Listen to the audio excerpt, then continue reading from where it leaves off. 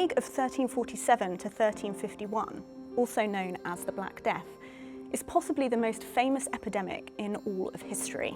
The disease can be tracked from Central Asia through Crimea and on to Constantinople before spreading through northwestern Europe and northern Africa. To contemporaries, this disease was terrifying.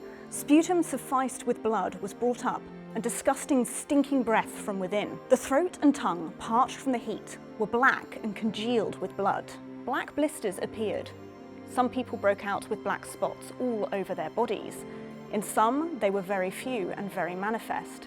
In others, they were obscure and dense.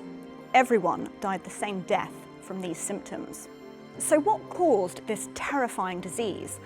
Well, this question used to cause a lot of debate among historians. However, research in 2011 confirmed that the mid-14th century outbreak of the plague was caused by the bacterium Yersinia pestis, which was carried by the fleas found on certain mammals, including rats. To contemporaries, however, the cause of the plague varied from the wrath of God for sinful behaviour, for things such as gambling or wearing indecent clothing, to the movement of the planets, which caused the spread of bad air, or miasma, and even nefarious activities alleged to have been carried out by the Jewish community.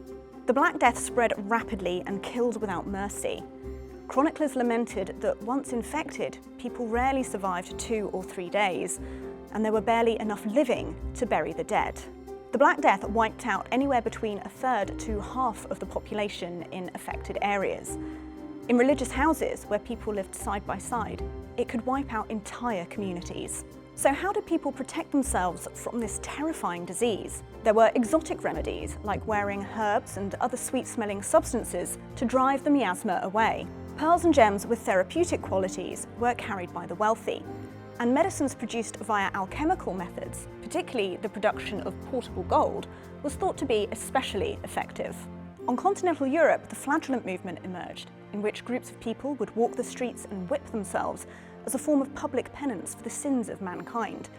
Increased prayers were also mandated by royalty and the church. The Black Death did not just occur once, it kept coming back in the following centuries. This meant that the population remained significantly reduced, resulting in long-term economic and social changes.